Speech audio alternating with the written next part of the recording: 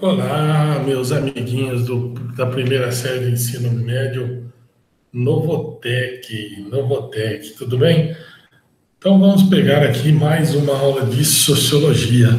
Vamos falar aqui um pouquinho dos primeiros humanos, da evolução humana aqui, para a gente entender, né, essa transformação humana no mundo, né? Parte de consciência.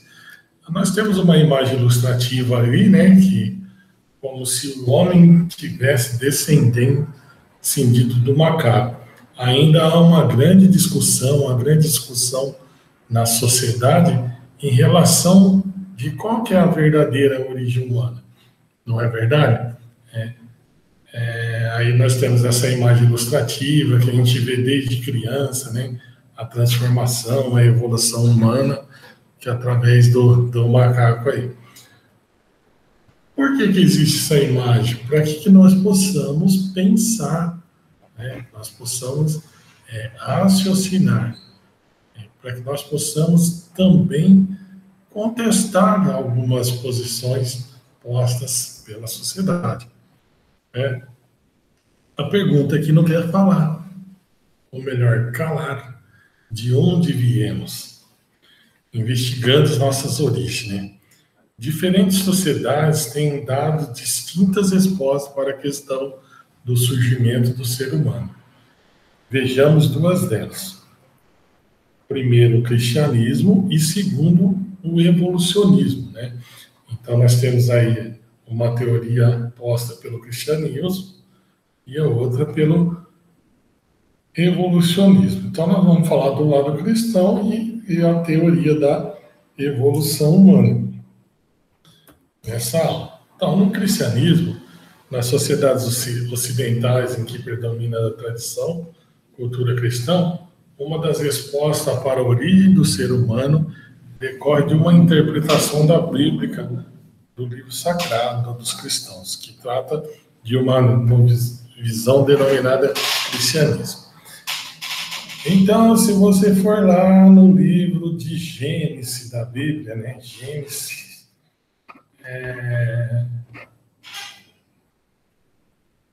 no capítulo 1, vai falando que a terra era informe, vazia, escuro.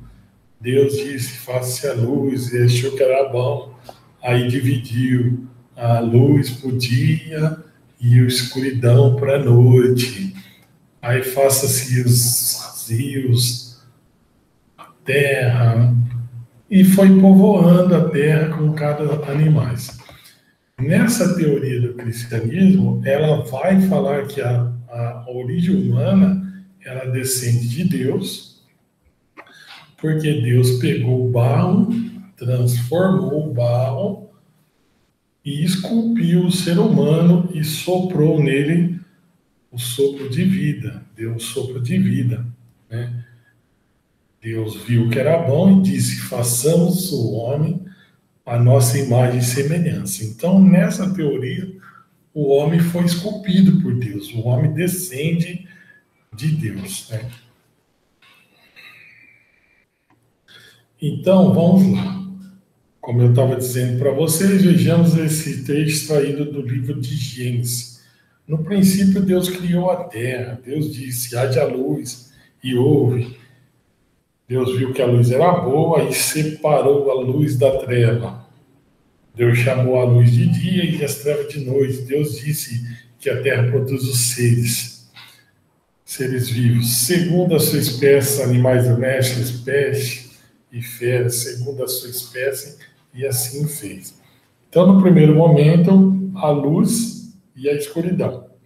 Num segundo momento, Deus criou as águas e o céu. Num terceiro momento, Deus separa a terra do mar e cria a vegetação. Num quarto momento, Deus cria o sol e a lua e as estrelas. Num quinto momento, Deus cria os animais do mar e os pássaros. Né? Num sexto momento, Deus cria os animais, terras, homens, árvores frutíferas. E num sétimo momento, Deus descansa de toda a obra que ele criou. Então, essa teoria da criação humana, no criacionismo, né? O mundo, essa forma em que nós vivemos é criado por Deus a partir, iniciando com a luz e com a escuridão, separando os dois. Então, segundo o texto posto na Bíblia, assim foi criado, né? Por isso que é o criacionismo. Então, por isso que nós escutamos falar que nós somos criaturas de Deus, ou seja, criados por Deus. Quero deixar claro a vocês, meus amiguinhos, que não é uma aula de religião, né? É uma aula de filosofia e que nós estamos trabalhando duas teorias diferentes, criacionismo e a teoria do evolucionismo, ok? Então, nessa teoria aqui do criacionismo, Deus disse: façamos o homem à nossa imagem como nossa semelhança, e que ele domine sobre os peixes do mar, as aves dos céus, animais domésticos e todas as feras, todos os répteis que rastejam sobre a terra. Deus criou o homem à sua imagem e Deus o criou, o homem e a mulher, e ele os criou. Então, a teoria do criacionismo, então, ela descende daí, do livro de Gênesis, capítulo 1, de 3 a 24, e 26 e 27. Né?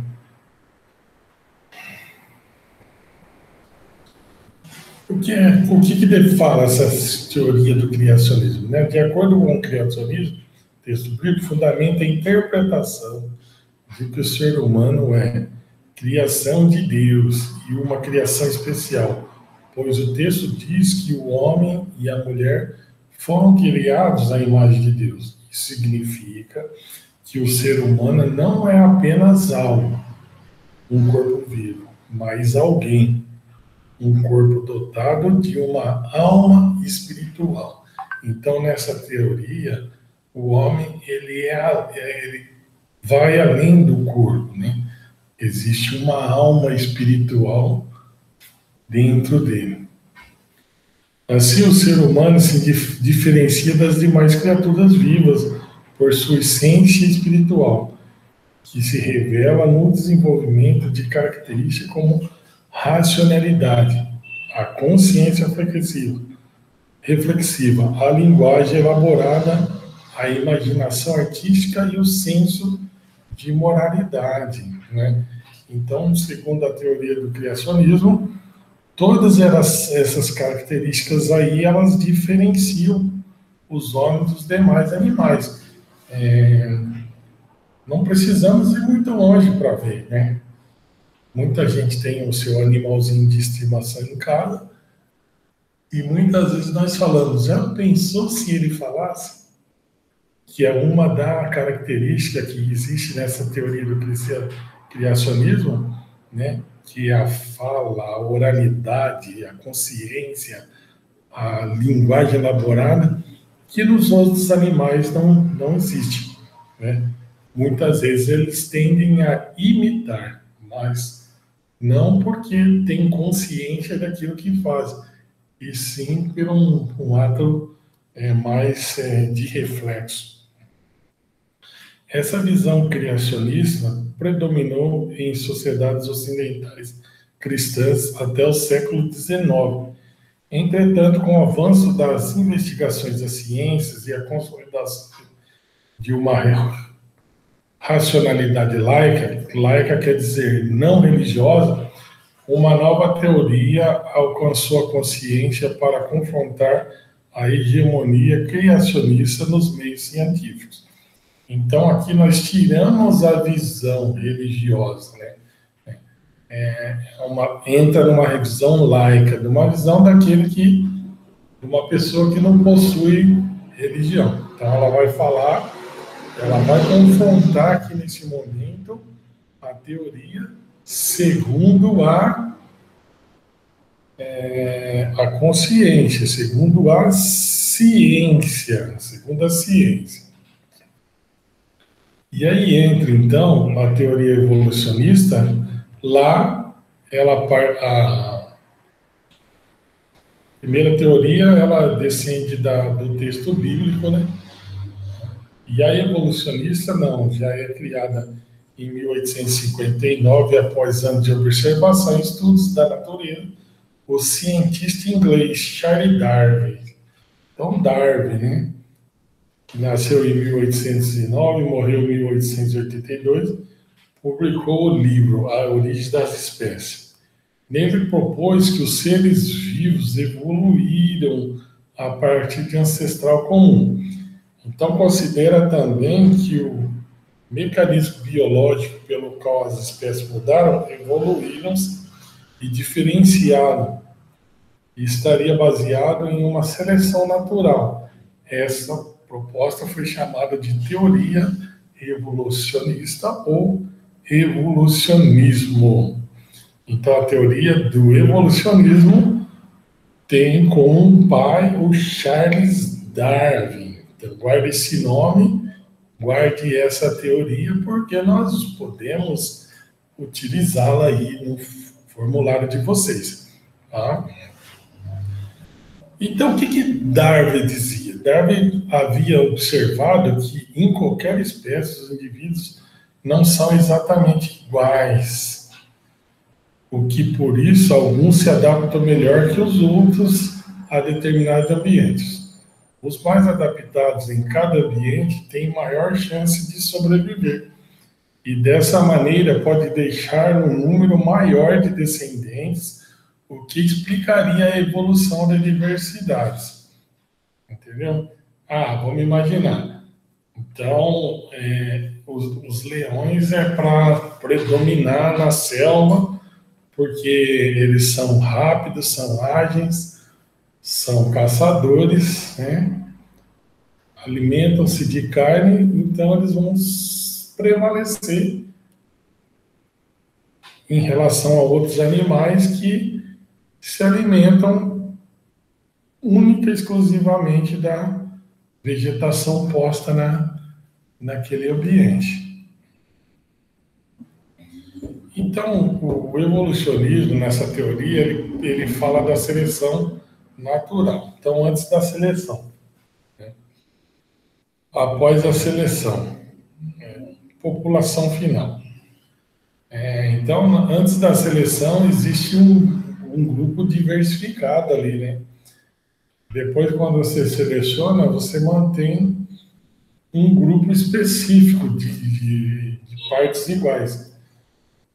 E essas partes iguais ali vão aumentar a população pelo processo de criação, aumenta a população. E o nível de resistência, né? Para cá baixo e para lá alto, né? De acordo com a capacidade de se adaptar ao ambiente. Nas palavras do biólogo contemporâneo Richard Jacques, os organismos complexos humanos, crocodilos, alfaces, não surgiram de repente, de uma só vez, e sim gradualmente, passo a passo. Né? E o que surgiam a cada novo passo era só um tantinho diferente daquilo que já existia. Então, segundo Richard Dawkins, se a gente pegarmos essa teoria dele aqui, lá naquela imagem primeiro que nós vimos, apareceu um tipo de macaco depois que andava sobre as patas, entendeu? Depois ele foi evoluindo, foi se erguendo, foi se transformando. Os pelos não eram mais em grande quantidade no corpo, a transformação, e foram se transformando até chegar nessa imagem humana que nós temos hoje, segundo a teoria desse filósofo. Impacto da teoria evolucionista. Qual que é o impacto que tem, né?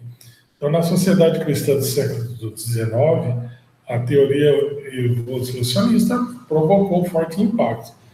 Darwin foi duramente criticado por religiosos e cientistas cristãos, que não aceitavam a hipótese de seres humanos terem parentesco com outras criaturas animais. Muitas pessoas até hoje se assustam com essa ideia e as repudiam. Isso é muito comum, né? Quando a gente entra numa roda de conversa que tem o laico e o cristão, sempre vai dar essa discussão. Isso é fato, né? Quando nós entramos numa teoria dessa, porque quem é cristão acredita que o homem foi criado por Deus, é descendente de Deus, feito à imagem e semelhança de Deus, e ponto. Jamais irá aceitar a teoria de uma pessoa que é laica, que há uma evolução humana, que o homem veio do macaco e veio se transformando até chegar aqui. Então, isso é fato. Quando nós estudamos isso aqui em filosofia, a imagem central que vem é de você pegar os dois contrapontos, né, entre uma teoria e outra, e você começar a pensar, começar a incentivar a sua mente à transformação, né? Nós não podemos ficarmos, né, dentro de uma sociedade simplesmente aceitando tudo que uma teoria fala ou que outra teoria fala. Nós precisamos colocar o nosso contraponto. Então, nós somos feitos seres inteligentes justamente para que nós possamos, de forma fundamentada, criticarmos.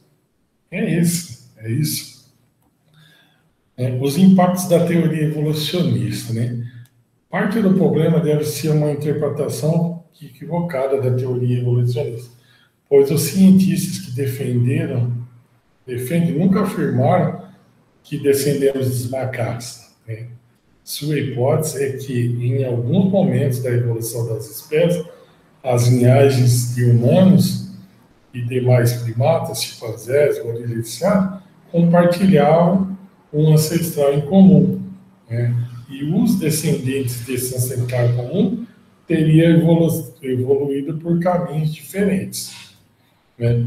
No entanto, não se deve pensar que um caminho simples e direto ao longo do qual os nossos ancestrais progrediram em linha reta, em direção aos seres humanos atuais. Ao contrário do suposto caminho em linha reta, a situação assemelha-se a uma teia de relações, ou um palco, né, no qual vários atores viveram um drama ao longo complexo. Eu vou correr o risco de cometer um erro aqui com vocês, mas não tem problema nenhum.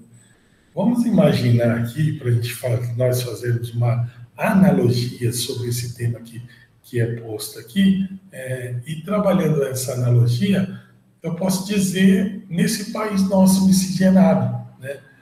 Nós temos negros, nós temos índios, nós temos europeus, né? Italianos, portugueses, franceses, alemães.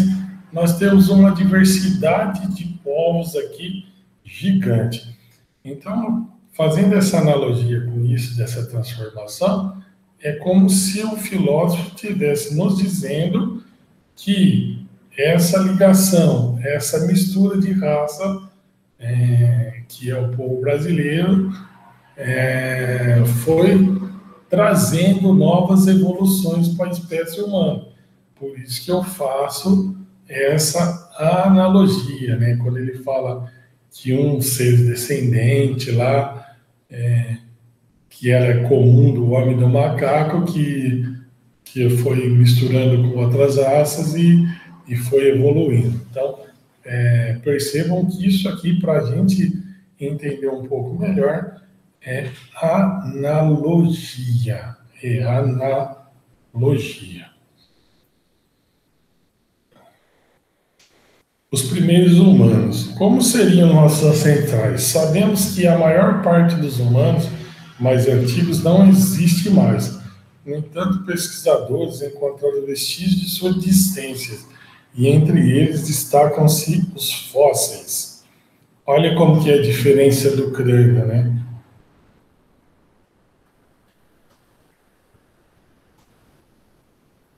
Olha aqui na frente como já deu uma modificada, né? Os fósseis fornecem pistas de que permite que aos estudiosos construir a hipótese sobre o percurso humano e que fazem a seguinte ciência, né? Paleontologia humana, que estuda os fósseis dos corpos dos humanos antigos. Em geral, são os ossos e dentes, né? Que por serem as partes mais existentes, preservam-se ao longo do tempo. A arqueologia, né, que estuda objetos feitos pelos seres humanos, como instrumentos de pedra e metal, peças de cerâmica, sepulturas, procurando descobrir como que eles viviam. A África, as nossas origens. Os cientistas chamam de hominídeos a família biológica do qual fazem parte os homens atuais e os seus parentes e ancestrais. Aí dá para entender um pouquinho o que eles quiseram dizer com essa evolução, né? Que o homem ele veio se transformando com o passar do tempo de acordo com a localidade, o cruzamento, né, entre um povo e outro, até chegarmos nesse momento.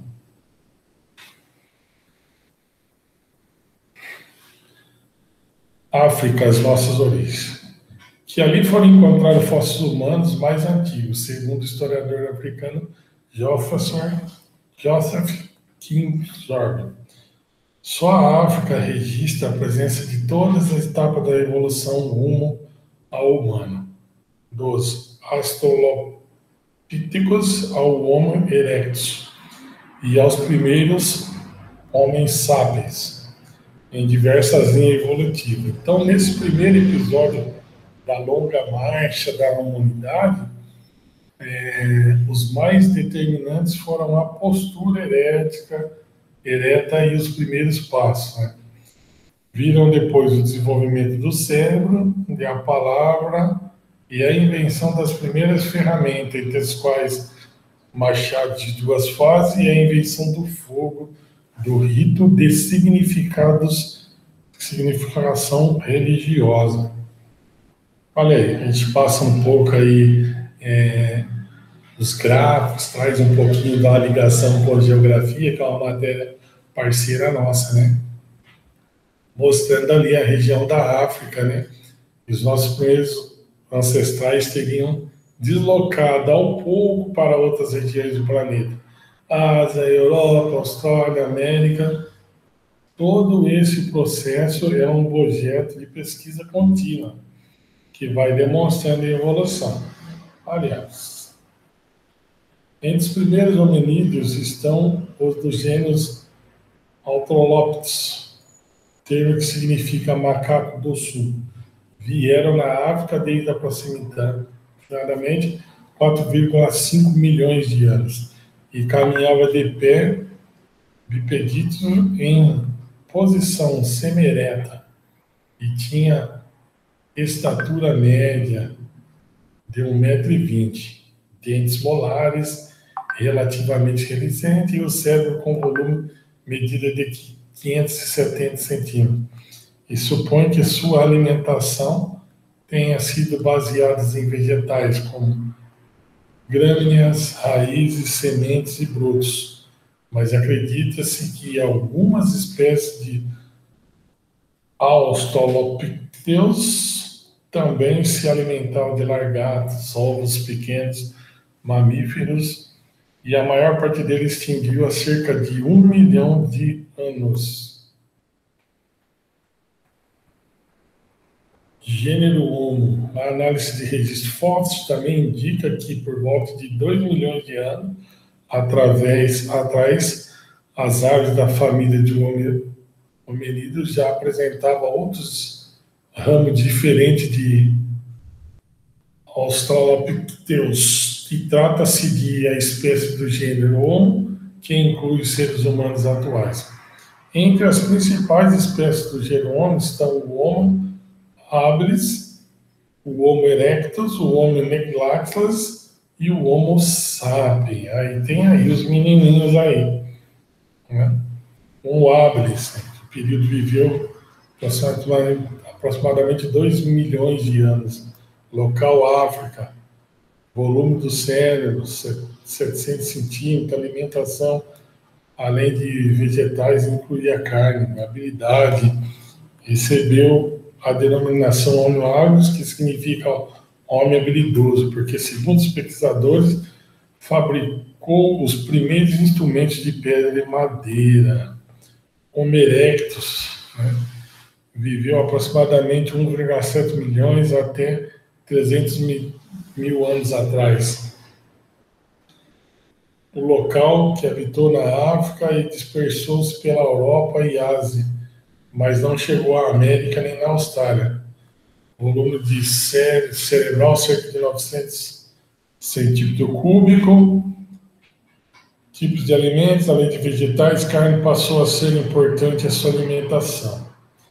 A habilidade foi a primeira espécie a construir instrumentos de pedra com aproximadamente uma dúzia de padrão mais definidos.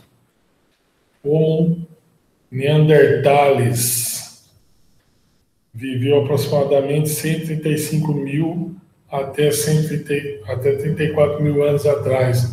O local que habitou, na região do mundo, incluindo parte da Europa e Oriente, Ásia. Volume cerebral, 1.400 centímetros cúbicos. A alimentação era onívoro. Desenvolveu habilidade e uma série de instrumentos de pedras, como faca, raspadores de ponta, lança e etc. E o Homo neanderthalis, período constituído em espécie do qual fazemos parte, cujas primeiras evidências arqueológicas foram encontradas na África. O volume cerebral desse é de 1.350 a 1.400 centímetros cúbicos. Sapiens e Neandertais. Olha aí. O homem e a mulher. I love you. Sapiens e Neandertais. Leia a seguir o trecho de 2 notícias que foram publicadas com 6 anos de intervalo, ambas divulgando os resultados das pesquisas que investigaram as relações estabelecidas entre os homens modernos e os já extintos Neandertais. Romance improvável, humanos e Neandertais.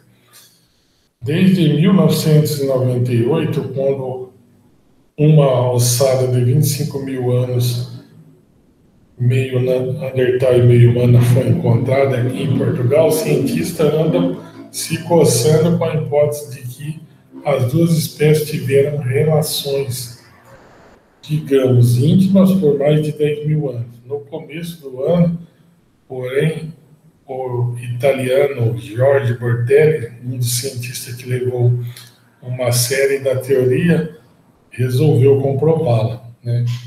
A equipe do Bortelli comparou o DNA do contrarial do Neandertal e dos humanos de 24 mil anos atrás e não encontrou nenhum traço Neandertal nas pessoas em que compensavam. Guardam a herança genética do homem Cro-Magnon, hominídeo. Sapiens e Neandertais. O homem Neandertais também, essas espécies que eles falam que foram se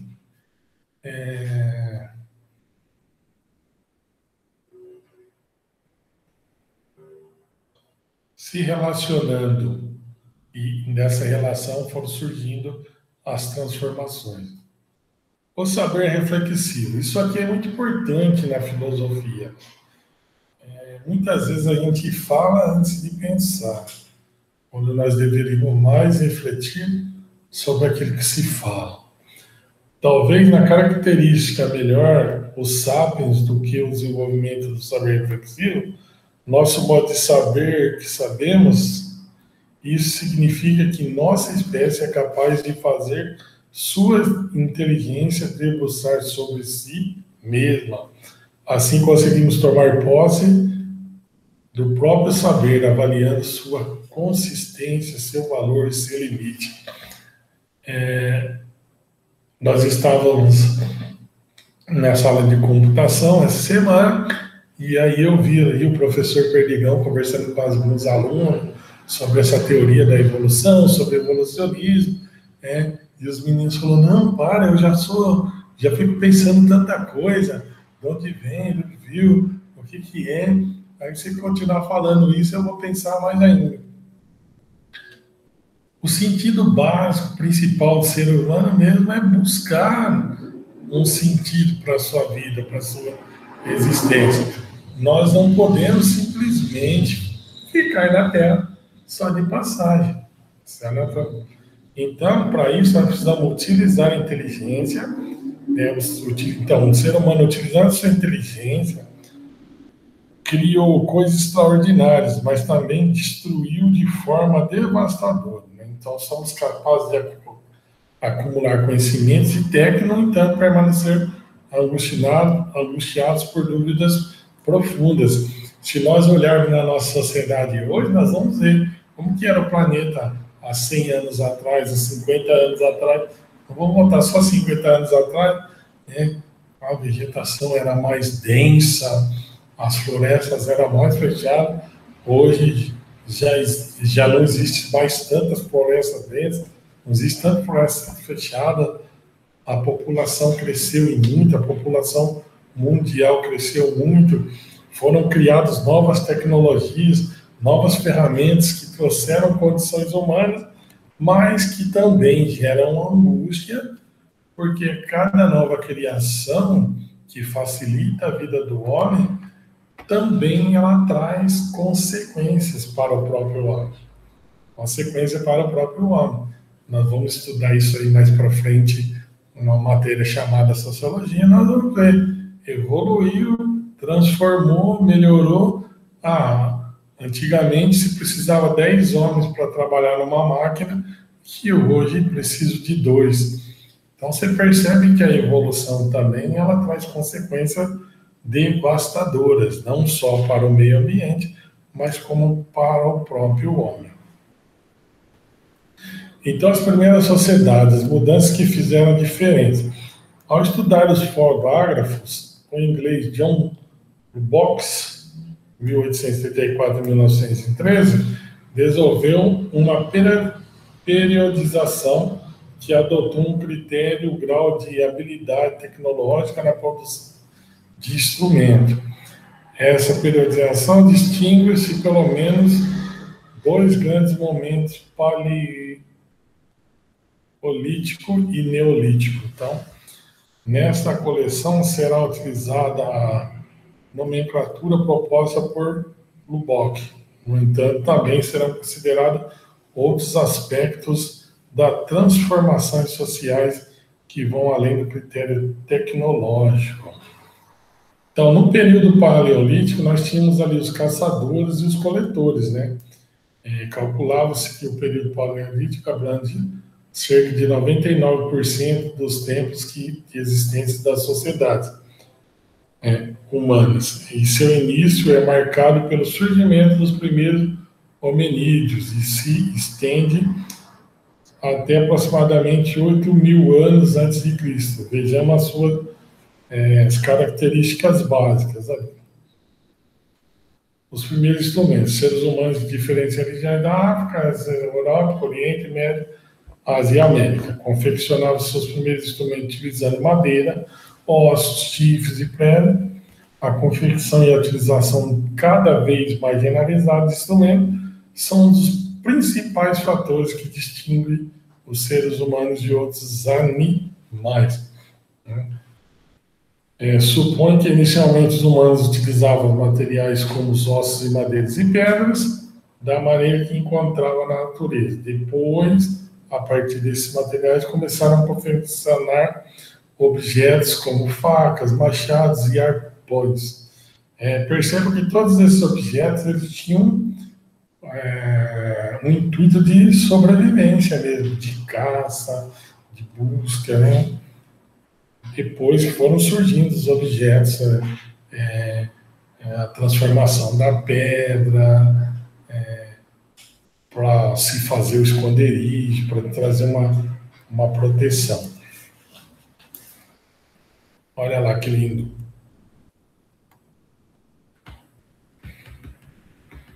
Islex. Era muito comum a utilização de islex, uma rocha sedimentar silicatada construída de quartzo criptocristalino e muito dura, e com a densidade elevada, apresentava-se geralmente compacta, da cor cinzenta, negra e outras, com fraturas adicionais. A alimentação no Paleolítico, os seres humanos ainda não produziam diretamente seu alimento, isto é, não cultivavam a planta nem criavam os animais, consumiam o que encontrava na natureza. Olha lá, os primeiros humanos viviam da caça, da pesca, da coleta, abrigavam-se em caverna, eram nômades. Alimentação, mamutes, bisões, carnes. E assim sucessivamente, aos alimentos. Controle do fogo, né? Controlava o fogo.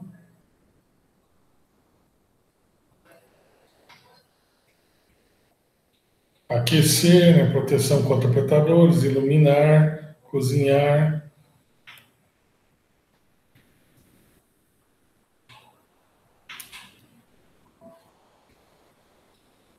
Olha lá, pessoal. Então, essa é a evolução humana. Formas de organização social. Então, para melhor garantir a sobrevivência, diversas sociedades caçadores, coletores, estabeleçam modos de cooperação entre seus membros. Com isso, conseguiam, por exemplo, construir abrigos em menor tempo e desenvolver táticas de caça em conjunto. Olha lá. Olha os abrigos antigos. Organização social, né? Cada um fazendo uma tarefa ali para manter a sobrevivência.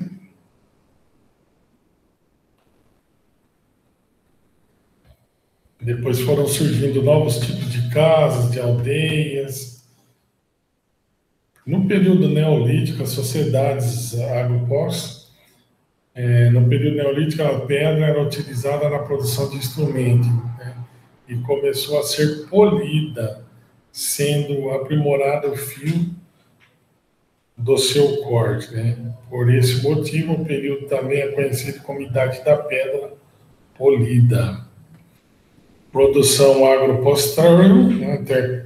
Aí lá o homem pegava tudo que era da natureza, aqui não, ele começa a plantar, ele começa a cultivar, né? A partir de 8.000 a.C., alguns povos neolíticos passaram a cultivar plantas, criar animais, pastoreio, começaram assim a produzir a própria alimentação. Então, os tipos de planta cultivados pelos povos neolíticos variavam de uma região para outra. Isso nós vamos ver isso no mundo atual, isso acontece, essa variação. Os animais pelos quais se alimentavam, utilizavam. À medida em que essa atividade foram priorizadas, muitas comunidades agropastores, né, acabaram adotando um modo de vida sedentário. Isso não quer dizer, no entanto, que as comunidades desse período abandonaram a coleta de fruta e caça. Porque se você está ali e tudo tem à sua disposição, criado num cercado, você não vai precisar ter mais um grande esforço igual você tinha antigamente, que era sair para a natureza, montar emboscada, fazer tantas outras coisas necessárias para a caça do animal. Olha lá, começaram já a inventar o silo, né, que era o lugar para armazenar os grãos, né? Então foi nesse período que começou a armazenar. Então, construam uma grande quantidade, armazenam para utilizar conforme for acabando, eu entro no armazém e compro. Então, não preciso ficar me matando de plantar sempre, de fazer as coisas, porque eu tenho no armazém ali aquilo que é necessário para determinados períodos. Além do desenvolvimento de técnica agropecuária, diversos povos neolíticos também promoveram outras inovações. A moradia, né, para viverem próximo dos rebanhos e das plantações e conseguir uma moradia mais durável. Os povos neolíticos começaram a construir casas utilizando madeira, barro, pedra e folhagem seca, né? O interesse por habitações desse tipo relaciona, portanto, ao processo de sedentarização dos povos neolíticos. Instrumentos de pedras, né? Como já dissemos, a pedra passou a ser polida. Cerâmicas, necessidade de cozinhar, armazenar. E por aí nós vamos vendo a transformação humana, como foi se dando ao longo do tempo. É claro que ao tratarmos, né, da matéria nesse sentido, dos dois períodos, criacionismo e o evolucionismo, nós não estamos dizendo aqui que esse ou aquele que está certo. Cabe você, nosso aluno, pensar, utilizar a sua mente, utilizar a sua linha de conhecimento e desenvolver a capacidade crítica, né? Capacidade crítica. Então, na próxima aula, nós estudaremos senso crítico e senso comum para entendermos melhor, o que é um, o que é outro e qual é o nosso papel e qual é a nossa condição humana referente ao contexto social. Tenham todos aí um excelente final de dia, um excelente final de noite, não sei que hora irá assistir isso, e sejam todos felizes. Um abraço e até logo mais.